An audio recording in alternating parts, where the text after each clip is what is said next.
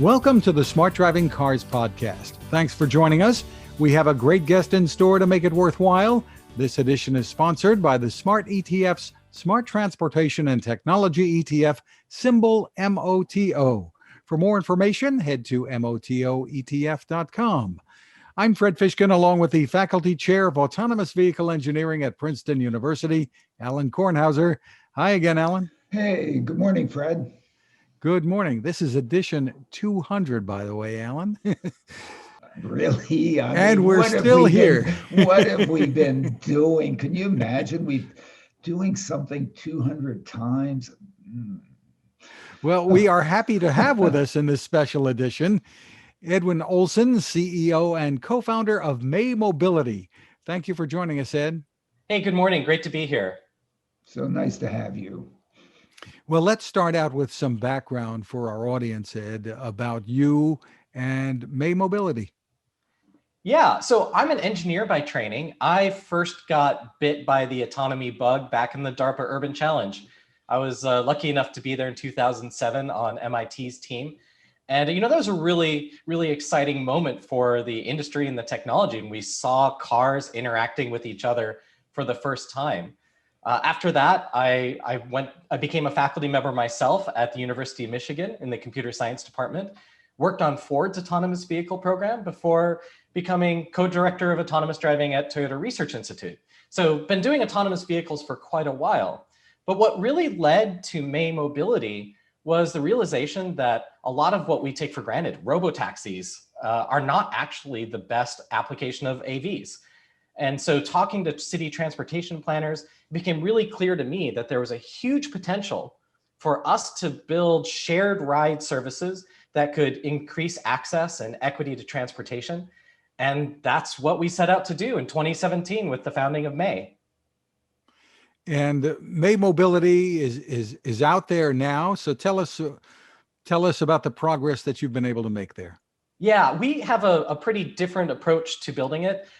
Building the technology and when to launch it. So we believe that getting out and working with customers early in the process is a great way to learn about the needs of our riders, to learn about the needs of our customers. And for us, our customers and riders are not necessarily the same people. The riders might be people who live in a city, where the buyers might be transportation departments or enterprises. So learning what their problems are, learning how we can solve them, and then getting our vehicles out there where we can learn about operations and how to keep the vehicles clean, how to keep them charged. And also, of course, figuring out where the technology works really well and where we need to make additional investments. So that approach has really guided what we've done since the founding of the company. We have over 270,000 revenue generating rides and more revenue than I think any of the other major AV players. And I think that's a reflection of our emphasis on getting out there with the technology that we have today that works and letting it grow over time. Where are you today?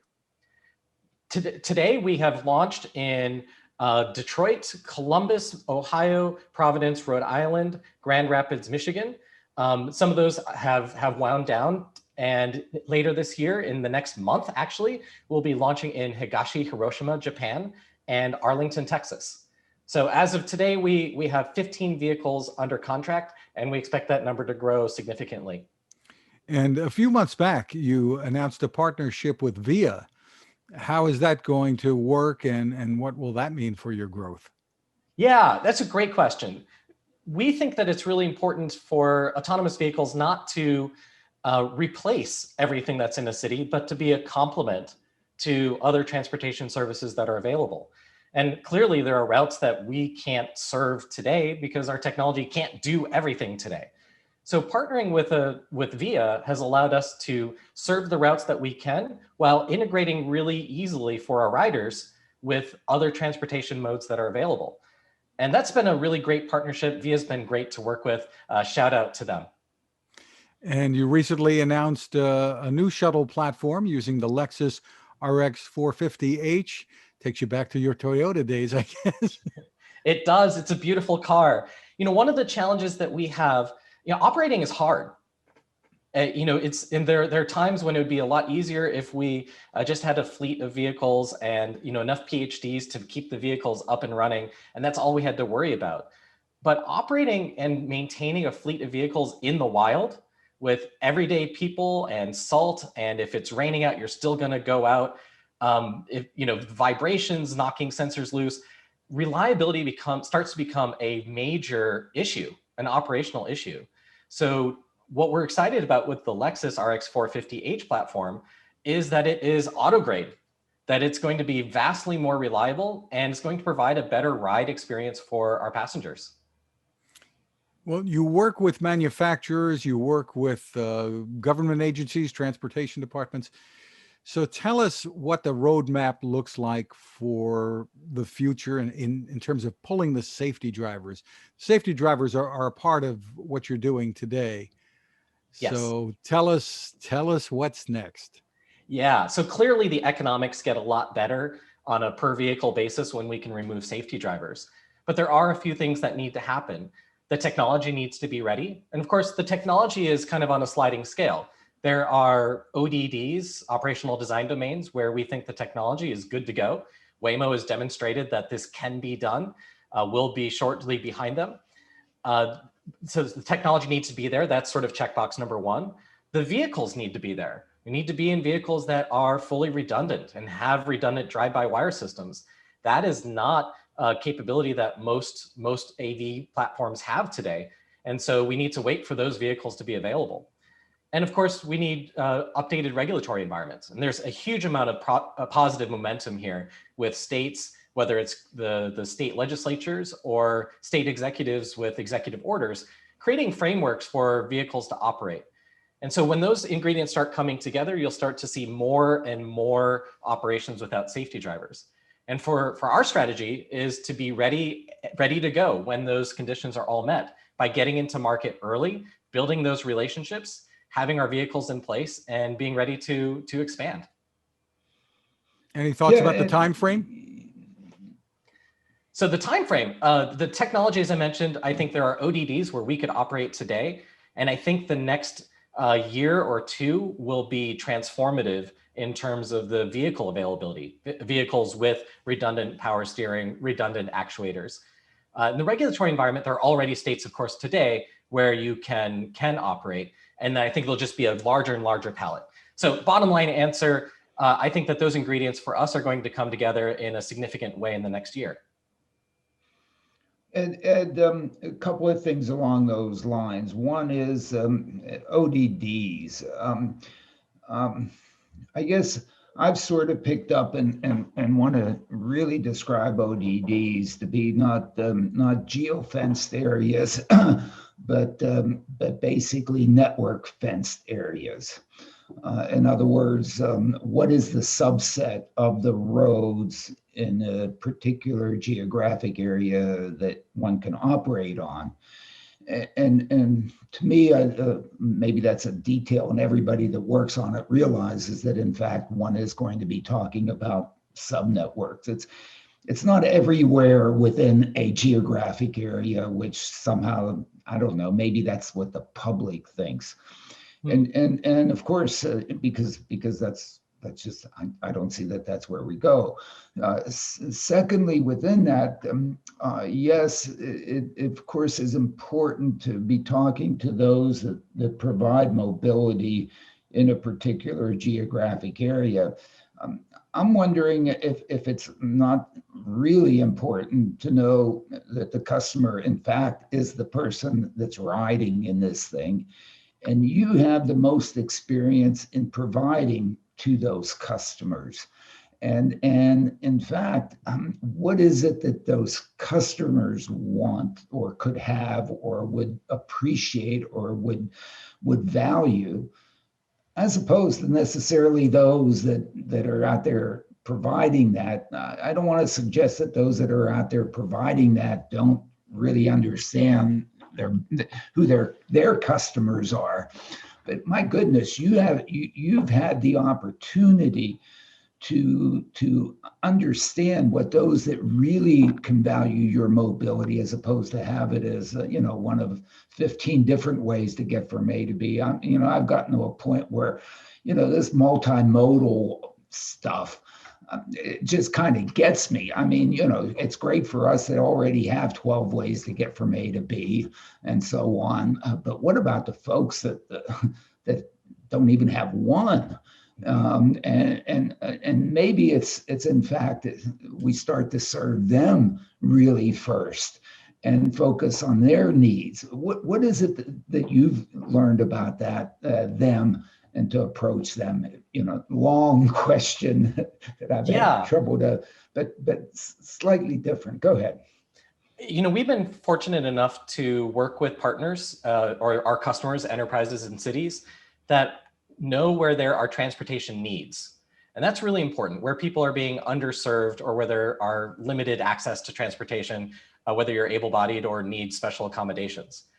And that's Columbus, and you're at work in Columbus. You work in Rhode Island. You are. It seems to me that you, different than maybe some of the others, instead of focusing on what people in San Francisco need, which I think, never mind.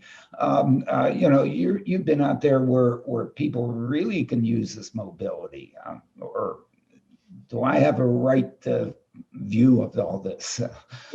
Absolutely. We'll go wherever need is. And of course, people in San Francisco come in all levels of affluence as well. And we want to help there as well. Absolutely. Don't get me wrong on that one, but but go ahead. But in a lot of these routes, the existing transportation services are, it might be a single bus that comes by every hour. Great. Oh man, that's good transportation. I mean, yeah, exactly. I'm being cynical here. Yes, go ahead. In case people don't realize it. What comes by every hour? And again, this isn't the fault of the transportation planners. They have a limited set of tools to choose from. Yeah. Most of them have buses. Some have no buses at all, like Arlington, and a few lucky ones have subway systems that they can build into their systems. But when you try to take a bus and apply it to every transportation problem, especially where you have lower demand density, you end up with very, very poor service levels. And what that means, you need a lot of money to be able to get a decent service level. So where do you end up because you don't have the money? Exactly what you said. Yeah, if you have a $750,000 bus asset and you can't afford to take it out where it's only going to have 2 people on it. Yeah. So the solution to the transportation is to run the bus less frequently so that you can hopefully fill it up a little bit more and make better use of that asset. This is just the pickle that they're in. Now, the thing that's really exciting about what we do is that these smaller shared ride vehicles that we offer can dramatically reduce the average wait time, can dramatically reduce the average trip time, especially as they move off of fixed routes to more point-to-point routing. And to an average worker who used to look at a bus service on their commute that only operated once an hour, both there and back, we can shave hours off of their life, out of their commute life, and let them put that to better use. More time with their kids, more times on the clock, bringing in more money for their family. There's a huge amount of opportunity here. And the thing that really excites me is that it's autonomous vehicles that make that possible. It changes the economics of being able to provide this faster, more responsive, more joyful service that we can actually do that and fit within the transportation planner's budget. And you don't have to do it just for the work trip. You can do it if you want to go to synagogue, or if you want to go to the library, or if you want to go to soccer practice, or if you want to go shopping, or if you want to, any of those things, right? Because 24/7 is no problem, is it? Really? There's a really interesting thing that happened in our operations in Detroit, which started as a parking shuttle. And a lot of the people who ride our services are hourly workers. And the reality for them is that if they are late 3 times, they can be fired. You don't punch that clock, you're gone, right? That's right. Not like us academics. I don't want to suggest how we behave as academics. Of course, Ed, you don't. Go ahead. No, I'm always on time. But this is the life that a lot of people live, where being late, being underserved by transportation is not merely an inconvenience. It's not we pull out our phone and we complain to our best friend and write a snarky Twitter post. It means you're out of a job. And Yeah. that sort of reliability is critical to them. So one of the cool things that happened in Detroit is after operating for about a year, we started to just find new use cases popping up. The same group of underserved people started using our shuttle to go to lunch. Before, that was unthinkable. Who was going to risk their job by relying on a bus that might come along every hour and risk being late getting back? But when you can provide a reliable, safe, comfortable transportation service, people will go and do new things, which is good for them. It's good for the local businesses. It drives the economy. And that's something you can achieve with real vehicles solving real transportation problems. You know, and one of the things that I love about what we've done in Detroit and Grand Rapids is that this is not a service that's available to a few early access rider programs, affluent people who, have access. This is open to anyone. And one of the things that happens that's really cool is we get regular riders. There are people in Grand Rapids, Michigan and Detroit, Michigan who have ridden autonomous vehicles hundreds of times. And the fact that it's autonomous blends into the background and becomes the new normal. And we get to understand how this changes the way that riders and the buyers think about transportation. And that's exactly why we're in market today, because we can start to understand these things. And I think that's where some of the companies that are waiting for their grand entrance when they've solved the full autonomy problem, I think that's where they're missing out. Yeah, I agree with you, and I think it gives you an enormous market opportunity here, because as I look at I look at the marketplace for mobility in the U.S. You want the repeat customers. You want the people who all of a sudden end up really depending on you because you can deliver, as opposed to people, somebody like me. I'll either take you or leave you, and if you don't absolutely perform perfectly, I'll blow you off. I mean, and in a sense, guess who? There are more of the others than there are me. Hopefully, there are more, because there aren't too many jerks out there. And in fact, when you actually look at it, if you're in the business of doing that, where in fact you are going to feed your family based on the number of person miles you deliver, as opposed to who knows what miles, then guess what? You have a better market opportunity. Should be better for your company. Your investors should look much better at you than they look at some of these other guys. Well, Alan, you talk often and been very active in developing community acceptance for this. And I guess that you're doing it by word of mouth, I guess, to a great extent. And that's going to make it easier for you when the time comes to say, hey, we don't need the safety driver? We build these relationships over time, which I think is really important. We're building trust with the riders. Our passengers, our riders who have ridden our service 100+ times don't care in the least that it's autonomous anymore. And that's what's going to happen, right? The fact that the vehicle service is autonomous is going to be an implementation detail. Its value is not that the car is autonomous. The value is that we can provide a service that helps people get around better. And that's really important. And letting people see the way that what we do can benefit their life in a real and tangible way is not only helps us feel good and win contracts, but it also in the long term helps us win what I call the battle of the finger. In 5 years, people pull out their phone, they'll have multiple transportation options. Maybe it's a Waymo, maybe it's a Cruise, and it's a May. What's going to cause their finger to come down on the May button? And it's going to be the experience that they have in our vehicles, our better understanding of how to make these vehicles wonderful to ride in, something that they have trust and confidence in. And yes, that's technology, but it's also operations. It's also the rider experience. The other angle I'll mention, because I'm talking a lot about access and equity in transportation, which are hugely important. But one of the problems we have is stratification in transportation systems. There are today generally transportation systems for the affluent, our personally owned vehicles or Ubers, and the transportation for the rest. The mayor of Bogota, Colombia had this great quote, which I really love. Alan, I don't know if you've heard this before. A city is successful not when the poor drive to work, but when the rich take public transit. That's the transformation that has to happen. If we have a two-class system for transportation, the equity is never going to come, right? There are always going to be underserved people. And so part of the challenge that we take for ourselves is to not just provide the transportation to everyone, but to make it so darn good that people who can afford to do something else will choose to take May anyway. How do you build a transportation service that's so good that Alan, who has a personally owned car and can hop in there, he says, screw it, I'll take a May. It'll be better.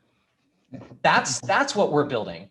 And it's not just the technology, it's the operations, it's the rider experience. I agree with that 100%. And, I keep saying here, look, my wife and I, we have 2 drivers in the house. We have 4 cars. I mean, this is like stupid. Okay. It is just, we don't have the cars. And, plus through pandemic, I've never left the house. And if I did, my office is my wife walks to work. I walk to work. What the hell do we need those things for in some sense? But it's really the case in which the mobility is there that in fact, that is available to everybody. And I always use the elevator analogy because an elevator, hey, I don't know, there are cables there. There's certainly not an operator there. The darn thing, oh my goodness, damn door opens. I just press a button and then it leaves all by itself. I don't know what's going on in there, how much AI, deep learning, who knows what. Can you imagine all the stuff that must be in an elevator, deep learning, LiDARs, and who knows what? Who knows? Of course, it takes me to where I want to go when I want to go, and it's available when I want to do it. That's what horizontal mobility should be. And I think that that's what you're focused on trying to bring to cities, to really just for everybody to use, not to say, oh no, you're not good enough, or no, you don't have enough money in your pocket, or oh no, right? Absolutely. And I think another way of phrasing that is that for a lot of people in the industry, autonomy seems to be the end, right? That's the thing that they're excited about. They'll roll out, it'll be flashy, it'll be exciting, but that's not the end. Autonomy is not the end. No. The end. And the end is the equitable, accessible, joyful to use transportation system. And understanding what those end customers may want. And in some sense, I'd like to suggest, don't ask me, because I don't know. I've had such last whatever number of years of my life. At one point in my life, I had to walk and hitchhike wherever I wanted to go. But in whatever I can remember, since I'm so damn old, I've had it great. I've forgotten all those hard times. But we really, I think, need to understand what it is for those folks. I think that in all of this technology that we're all working on, we can bring it to them. We should do that. And by the way, those of you that have a whole lot of different ways to go, we won't mind having you too. It's not that we're not doing that for the 1%ers, but it shouldn't be focused on the 1%ers. Absolutely. We'll be back with more, but first, this is a good time to remind you about our sponsor, the Smart ETF's Smart Transportation and Technology ETF, symbol MOTO. To get more info, head to motoetf.com. On the website, check out a white paper. It's titled The Smart Transportation Revolution. It's under the Insights and News tab. Some great information there to help you make informed decisions about investing. ETFs can be a smart way to spread risk with your investments. You probably know that, and focus on a particular category of stocks. So the site, once again, is motoetf.com. We are back with Ed Olson from May Mobility. Ed, how has the pandemic over the last year affected your operations there and the progress? Has there been much of an impact? There was a huge impact. So the vehicles that we operated back in March of last year were very small vehicles. It was physically impossible to be 6 feet away from the safety driver. And so we suspended operation on all of our routes when the magnitude of what COVID was became apparent. But one of the things that we did is we kept those conversations going with our customers. And 133 days later, we put into commercial revenue generating operation a clean shuttle. It's the same vehicle, but with now partitions internally that separated the air systems for the driver and the safety driver and the occupants, HEPA filters, hydrogen peroxide fogging systems and ultraviolet lamps that disinfected the vehicle between every ride. So we launched that in Grand Rapids, Michigan in September of 2020, and the riders love it. As it turns out, the Grand Rapids route shadows an existing bus line. And so it's really easy for us to get comparative information about why did you choose the bus today? Why did you choose a May today? Because they provide substitutable services. And what we found is that there are people who don't feel safe riding a bus. They might be immune compromised or have other underlying health conditions, or they're just more comfortable in one of our vehicles. And we've been able to serve that population in a way that is really fantastic. Our rider satisfaction is off the charts, 90 plus NPS. And it feels really good to be able to be part of a transportation solution that's really helping people. Now, how expensive was it to do that? And do you see this as a more or less a permanent type of change in terms of the way vehicles are put out there? I guess the happy side on the cost is that autonomous vehicles are not inexpensive. So adding some plexiglass and some filters doesn't substantially change the bill of materials price. So the short version is it's a small price to pay to service our customers better and to address their needs. And we'll continue to offer that as long as that's what our riders are asking for. And when people are more comfortable, we can take them out. I think that's a really important point that you make. When you look at the amortization of those fixed charges that you ended up, additional fixed charges you have to put on there. In fact, when you distribute it out on the cost per ride basis over the life, whatever, it turns out compared to everything else, it's pretty darn small. And certainly if this is going to be the new normal, the opportunity to do that at the beginning of the process rather than as a retrofit process, again, makes it even smaller. You know, all the ADA requirements for ramps or elevators and so on, just go to Washington Metro and ask them, or New York City subway systems, ask them about those things. Retrofitting is infinitely expensive. Doing it, you know, as you're designing is almost trivial, right? And we are still at the beginning of this. And if this ends up being the new normal and the kinds of things that we need in there, yes, because in fact, as you say, you know, the other things that make sure that these things are safe and the ability to pull the driver so that you can really get the variable costs down on these things is non-trivial. And yes, you said it. It's very interesting. So in terms of a long-term impact with I'm not just talking about with May Mobility, but the public perception that shared rides, forget about it. You know, who wants that going forward?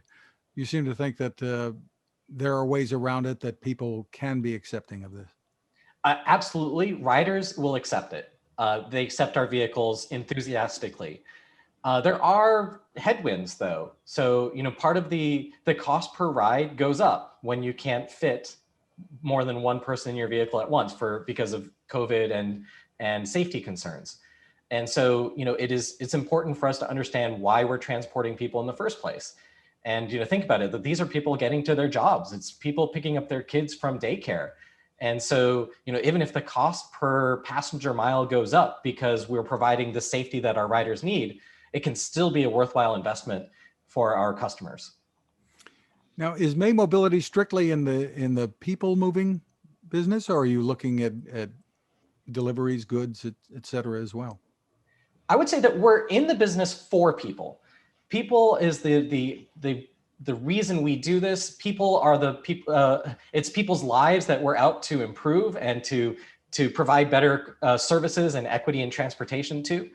That doesn't mean that doesn't preclude us from carrying other kinds of traffic. You know, typical problem that you might expect is that if you provision a fleet for peak traffic at morning and evening, you know, if you remember when there was rush hour, that means you probably have a surplus of capacity in the middle of the day and off peak. And so we're certainly open to figuring out how to make best use of that surplus capacity. But for us, if we can do that in a way that makes people's lives better, that's really compelling. You touched on some of these things before, but what are some of the advantages that a company like May Mobility may have, of course, from your perspective, over the big names, Google and Amazon and everybody else who's gotten involved here, GM? There's a kind of a thought that I think that we see expressed often in the industry, that you can make a winner by putting enough money into it. And the billions of dollars that have gone into some of the other AV companies, I think the right way to look at that is, what did they get for that investment? How much money in, how much capability, how much business, how much viable business out? And so one of the things I think we have going for us at May is that we are extraordinary in terms of how efficient we've been in terms of allocating resources and growing a business and growing our technology. Our technology is, I think we have the best planning software in the industry. I think the rest of our technology stack is competitive with the rest of the industry as well. And we've done this on between 2 to 4% of the capital investment of other companies. And part of that is our focus on solving real world problems, which keeps us laser focused on exactly the right technology problems that get us into market. But the other thing that really is different about May is the technology that we use. So the technology in our vehicles is radically different from the kinds of systems that I've built in the past, working on other projects, and that I think other AV companies are using. And one of the biggest problems that we've all talked about is the problem with edge cases. You build your system, you put it out in the world, and it does something wrong. Now the question is, how much does it cost you to fix or improve the behavior of that system? And how many of those edge cases are there going to be? Well, our technology approaches this problem in a pretty different way than most other systems. We're not comparing the situation that we see right now to a bunch of scenarios we've seen before. The problem with that approach, which is kind of the obvious thing to do, is that if you come up on a new scenario, you don't necessarily know what to do, and you end up with an edge case. For us, we have a different technology called multi-policy decision-making, which allows us to view every situation as a new situation. And it's based on online simulation, thought experiments that project 15 seconds into the future, what's likely to happen? Not just where are people likely to go, but how is what I do likely to influence and change the behavior of that pedestrian? And how's that pedestrian's behavior then going to affect that bicycle? And how's that bicycle's new behavior going to affect the cross traffic that I'm waiting to cross? So that sort of coupling, that's where the complexity in autonomous driving comes from, trying to understand all the interplays between agents. And approaching this from a scenario-based strategy just doesn't work. You move a pedestrian a little bit, move the car back 10 meters, and you get a different set of interactions. That's where our capability to understand each of these situations the first time we see it has allowed us to be vastly more efficient. It literally means that for every engineering dollar we invest in our technology, we get more autonomy capability out because our system inherently generalizes better. That's why we've been more effective in producing the technology. We have a really smart team, but we're not magicians. We have an approach that I think scales better due to having better generalization performance. And so this is software, this is coding. Do you have partners on the hardware side, et cetera? So for us, we really take a top to bottom view of the safety. It's important for us to understand how the safety case is guaranteed all the way down to the tires meeting the road. But where our team is the strongest is on the software, on the autonomy and operations side. So we are delighted to work with our partners. Toyota led our Series B. Toyota is a great partner. And we have a lot of other partners like VIA that we talked about before that help us scale and expand our services faster than we would be able to by ourselves. Yeah, I think the sort of a little bit along the lines that you were going. I think with respect to the edge cases, the other, you can avoid some things too. You can decide that maybe you aren't going to address this. I mean, to me, that's why the subnetwork aspect of geofenced areas is so darn important. Everybody wants to focus on where there's road work going on. My goodness, best thing to do about road work is avoid it. Seriously, I mean, really, have you basically painted yourself into a corner such that you have to go through this really, difficult thing, when in fact you could provide a whole heck of a lot of service to a lot of folks by saying, okay, we're not going to try to do everything. I mean, which of course gets me on the SAE levels and level 5, and it just drives me nuts. I mean, everything? And I mean, come on. I mean, everything doesn't exist anywhere. In a sense, really looking at what you can do. And if I can't go 1,000 miles an hour, who the hell cares? And do I really need to see around a corner? Maybe I should just slow down. And guess what?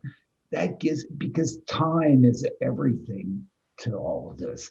Time, how much into the future can I look so that in fact I can, be safe, as you really said with your approach. And my goodness, one of the ways to get more time is maybe, in certain places, go a little slower. Are customers really interested in saving 12 seconds?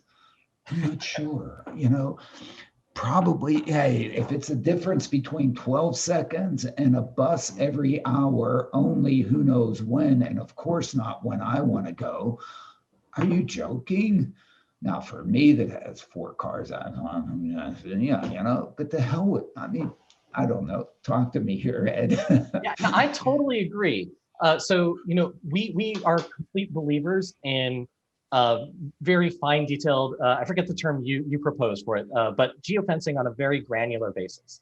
We green light roads 1 block at a time. Yeah. We're picking out the routes that service the most people and that fit the technology the best. Well, it's not routes, it's a network, because guess what you can do in a network?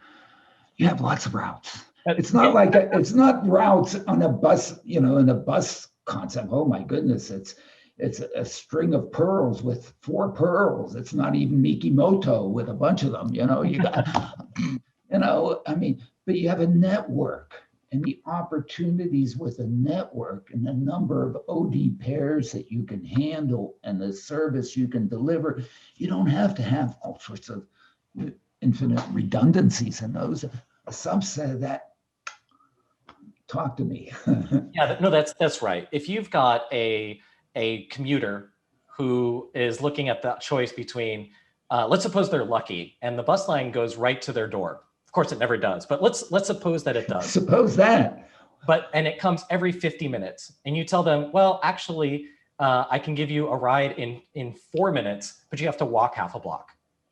Yeah, and guess where that bus route goes?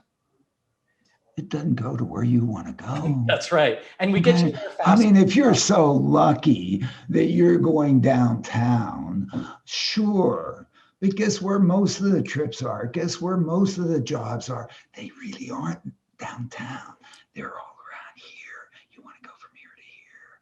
You want to go. Totally agree. and to zoom out on the other part, in the end, autonomous cars will be able to go on most or all roads under most or all conditions, or at least maybe not every possible condition, but let's every sane condition.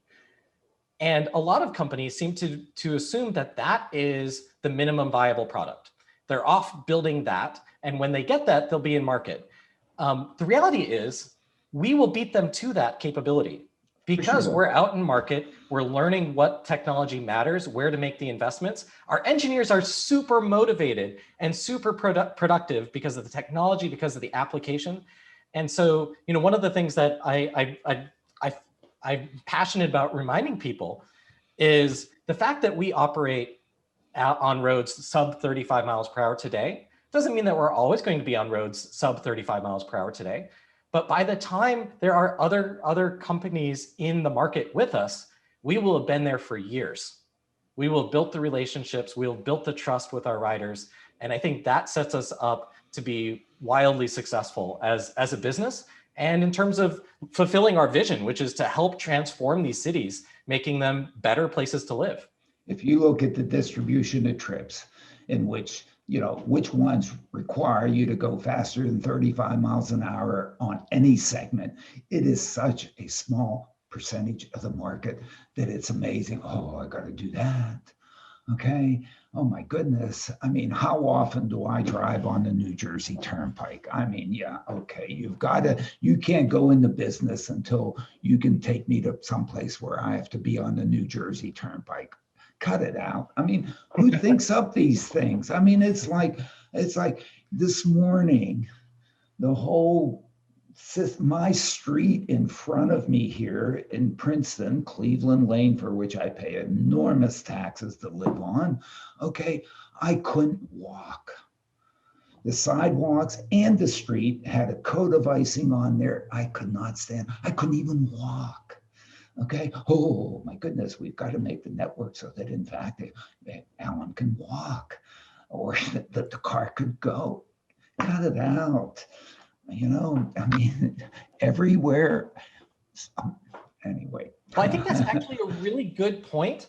That one of the things that we get by working and partnering with cities is the ability to integrate more with their emergency planning, with their construction. You made a great point earlier about the best way to deal with construction is to avoid it. And if we have good partnerships with the cities, which we do, we generally know when construction is going to be there before it happens. When there's a weather storm that ices over roads, we can coordinate with the city and figure out which alternative routes we should stick to so that we can be out of the way of the plows. This is. Or maybe you should stay home. The governor in New Jersey always weather emergency, stay home. Do you have the ability to communicate with your customers via an app, Ed? Is that if there needs to be changes, things like that? We're in the very early days of this, so I don't want to paint the impression that this level of integration is something that we've capitalized on everything there. But we provide live data products to our customers. And we see a lot of opportunity to do more and more of that over time, which again is another value add that we understand that we're not just providing the transportation services, we're providing insights into their cities that help them make better decisions, that help their transportation planners look like heroes to their mayors or their governors. That's more value that we can provide in addition to that helps them help us. Well, we've got a new administration in Washington. What are some of the things that you'd like to see when it comes to helping advance the technology or regulate the technology? Yeah, I think Brian Walker Smith had a great quote, and I'll probably get it wrong, but he said that the one fear that most AV companies have is that instead of a patchwork of 50 different sets of regulations, we might end up with one bad set that applies nationally.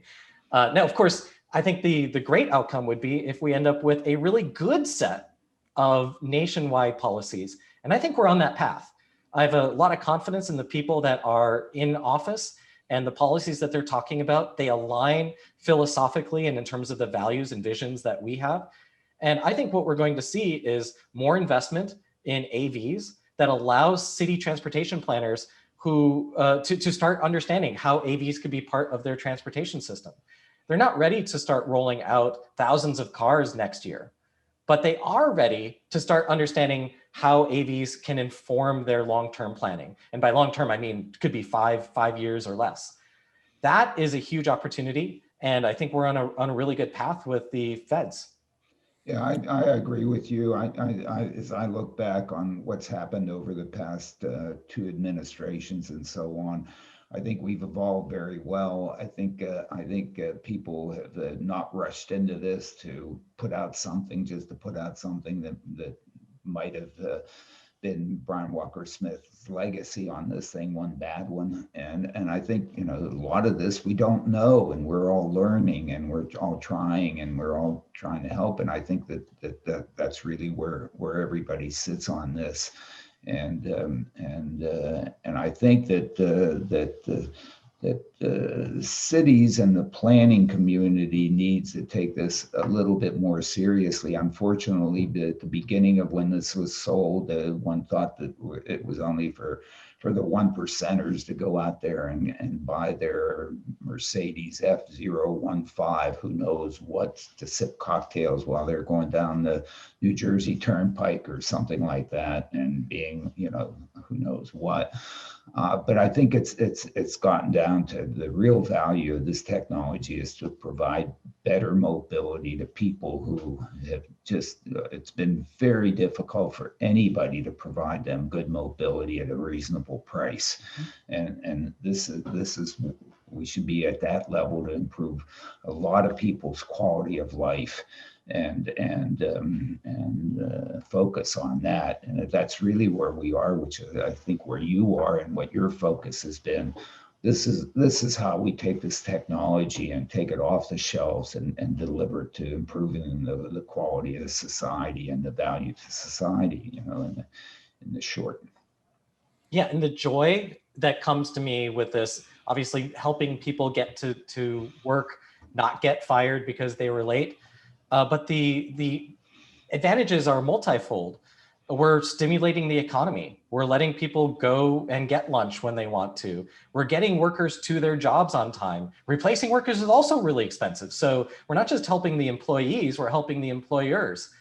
And building up this connectivity of transportation that will help people get where they want to go, when they want to go there, at the end is going to create lots of opportunities. We're employing lots of people, creating great jobs. There's going to be a lot of opportunity for everyone to ride this together. Well, a lot of this is what we talk about at the Princeton Smart Driving Car Summit, Alan. The thrust of it is this year and in years past. And we want to remind people that continues every Thursday at noon Eastern through the middle of April. Tune in. I mean, Ed's been a part of it, thankfully. Really terrific. You can find more information to register at smartdrivingcar.com. There's more information there also about becoming a sponsor. Ed, we really want to thank you for taking the time with us. Where's the best place for people to go to get more information on all that you and May Mobility are doing? Maymobility.com is a great place to start. I also have a bunch of essays on Medium if you want to hear me rant about what it means to be a good driver or what Moore's Law means for AVs. So check me out on Medium, Edwin Olson. Terrific. Well, thank you to our sponsor, the Smart ETF's Smart Transportation and Technology ETF. The ticker symbol for the ETF is MOTO, and more information is available at motoetf.com. You can find us at smartdrivingcar.com, also on Anchor FM, Spotify, TuneIn, Apple, Google, Spreaker, wherever you get your podcasts, and you can get your smart speaker to play us too.